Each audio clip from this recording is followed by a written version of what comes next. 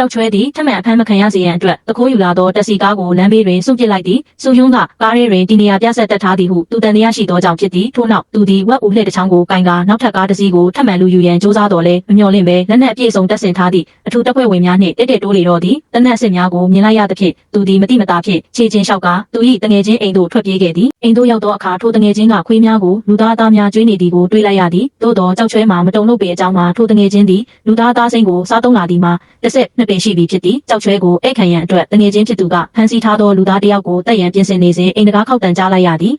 တကားဝတွင်ရောက်နေသူမှာစုယွန်းပင်ဖြစ်သည်လူသားစားတငယ်ချင်းကဓာတ်ဖြင့်စုယွန်းကိုတိုက်ခိုက်တော်လဲစုယွန်းကသူ၏လက်ကောက်ဝတ်ကိုရိုက်ချိုးကဝက်ဦးလှဲဖြင့်စပွဲခုံပေါ်တွင်တန်ရိုက်သလိုရိုက်နှက်ထားလိုက်သည်ကြောက်ချွဲကတနက်ကင်ကရောက်လာသဖြင့်စုယွန်းသည်ဒုတိယထပ်သို့ရှောင်တိန်သွားခဲ့သည်ကြောက်ချွဲသည်တငယ်ချင်းဖြစ်သူကိုကဲထုတ်ပြီးစုယွန်းကိုလိုက်လံတိုက်ခိုက်တော်လဲစုယွန်း၏ထောင်ချောက်ငါးများကျိတ်ကြောင့်ကြောက်ချွဲ၏ခြေဝါးတစ်ခုလုံးထိုးပေါက်ခံလိုက်ရသည်စုယွန်းသည်ကြောက်ချွဲကိုအပြတ်မသက်သေးပဲလွှတ်ပေးခဲ့ရာယင်းသည်နောင်တွင်ကြီးမားသောဘေးအန္တရာယ်ဖြစ်လာခဲ့သည်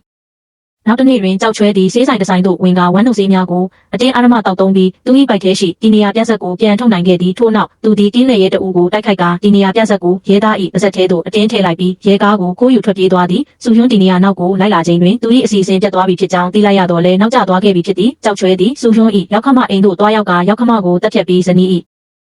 မိမကိုလည်းစော်ကားတပ်ဖြတ်ခဲ့သည်ကြောက်ချွဲသည်စုယွန်းလက်စားမချေနိုင်စေရန်အတွက်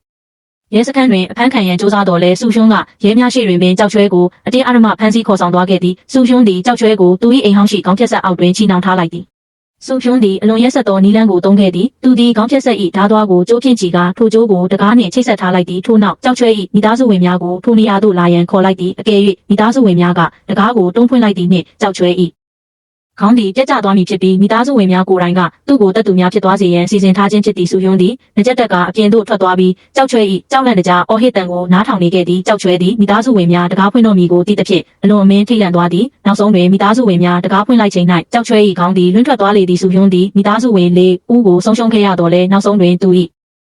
ပြင်းထန်သောလက်စားချေမှုကိုအဆုံးသတ်နိုင်ခဲ့သည်